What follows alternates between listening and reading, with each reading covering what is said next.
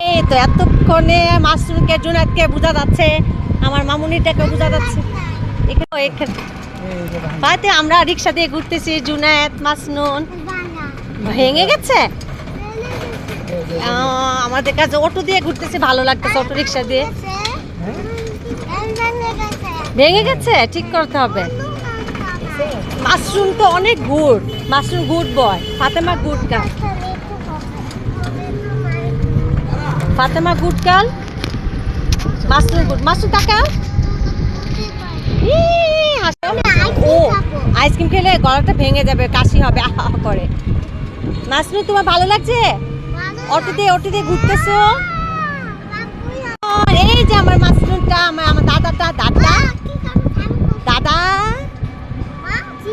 চুনে কোথায় চিকেন?